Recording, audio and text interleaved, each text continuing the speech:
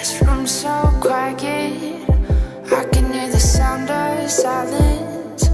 Right here in your arms and I'm falling asleep to your heartbeat. Assalamualaikum warahmatullahi wabarakatuh. Saya Kiki Dwi Fatmawati, NIM 4220115. Nama saya Nela Anggrini, NIM 4220148. Nama saya Cahya Ningrum, NIM 4220113. Pengertian tasawuf akhlaki. Tasawuf akhlaki jika ditinjau dari sudut bahasa merupakan bentuk frase atau dalam kaidah bahasa Arab dikenal dengan sambutan jumlah idhafah.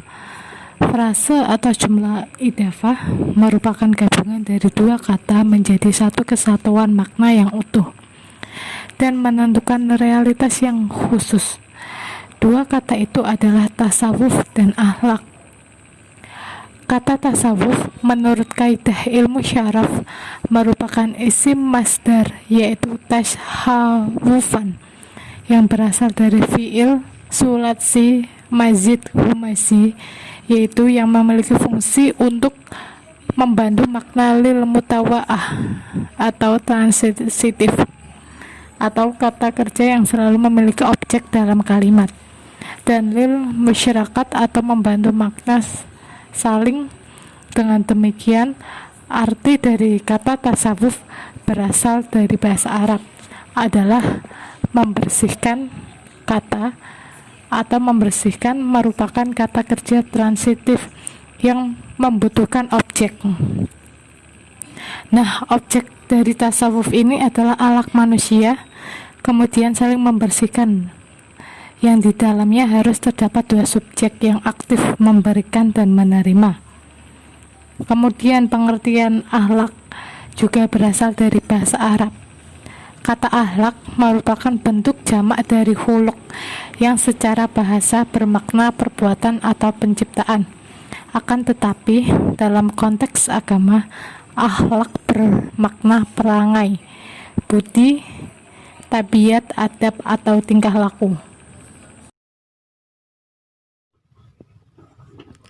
Pandangan tasawuf Hasan al-Basri. 1. Perasaan takut yang menyebabkan hatimu tentram lebih baik daripada hati tentram yang menimbulkan perasaan takut. 2. Dunia adalah negeri tempat beramal. Barang siapa bertemu dunia dengan perasaan benci dan zuhud, ia akan berbahagia dan memperoleh faedah darinya.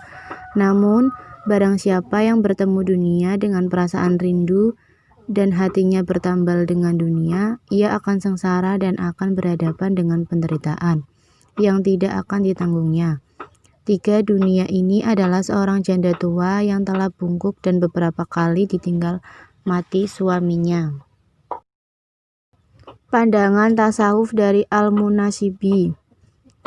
Al-Harits bin Asad Al-Muhasibi 243 Hijriah menempuh jalan tasawuf karena hendak keluar dari keraguan yang dihadapinya tatkala mengamati mazhab yang dianut umat Islam. Al-Mughazibi menemukan berbagai kelompok di dalamnya. Di antara mereka ada sekelompok orang yang tahu tentang keakhiratan, tetapi jumlah mereka sangat sedikit. Sebagian besar dari mereka adalah orang-orang yang mencari ilmu karena kesombongan dan motivasi keduniaan. Di antara mereka terdapat pula orang yang terkesan sedang melakukan ibadah karena Allah Subhanahu wa Ta'ala, tapi sesungguhnya tidak demikian. Al-Mughazibi memandang bahwa jalan keselamatan hanya dapat ditempuh dalam ketakwaan kepada Allah Subhanahu wa Ta'ala, melaksanakan kewajiban-kewajiban, warak dan meladani Rasulullah SAW. Tatkala sudah melaksanakan hal-hal di atas, seorang kan diberi petunjuk oleh Allah Subhanahu wa Ta'ala berupa penyatuan antara fikih dan tasawuf. Ia akan meneladani Rasulullah SAW dan lebih mementingkan akhirat daripada dunia. Ajaran tasawuf Al-Qushairi. 1. Mengembalikan tasawuf ke landasan Ahlus Sunnah apabila Al-Risalah Al-Qushairiyah karya Al-Qushairi dikaji secara mendalam. Akan tampak jelas bagaimana Al-Qushairi cenderung mengembalikan tasawuf pada landasan doktrin Ahlus Sunnah. 2.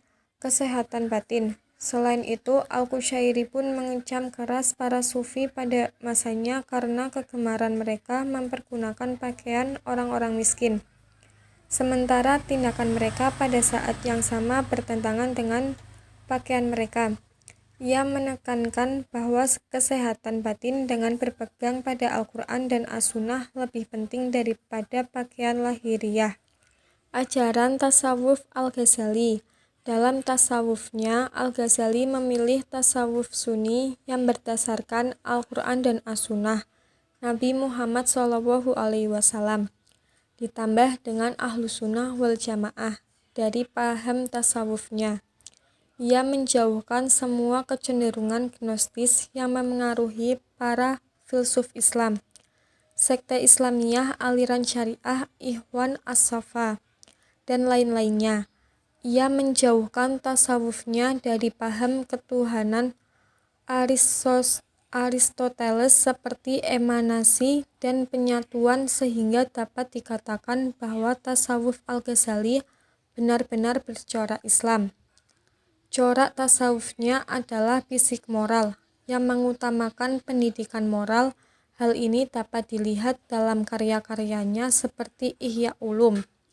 Al-Ghazali menjadikan tasawuf sebagai sarana untuk berolah rasa dan berolah jiwa, sehingga sampai pada makrifat yang membantu menciptakan sa'adah. Kesimpulan dari presentasi hari ini yaitu tasawuf akhlaki merupakan gabungan antara ilmu tasawuf dan ilmu akhlak. Akhlak yaitu hubungannya dengan perilaku dan kegiatan manusia dalam interaksi sosial pada lingkungan tempat tinggalnya. Jadi, tasawuf akhlaki dapat terrealisasi secara utuh jika pengetahuan tasawuf dan ibadah kepada Allah Subhanahu wa Ta'ala dibuktikan dalam kehidupan sosial. Tasawuf akhlaki ini juga dikenal dengan tasawuf sunni, yaitu bentuk tasawuf yang memagari dirinya dengan Al-Quran dan Al-Hadis secara tepat, serta mengaitkan awal keadaan dan makomat tingkat rohaniyah mereka pada dua sumber tersebut.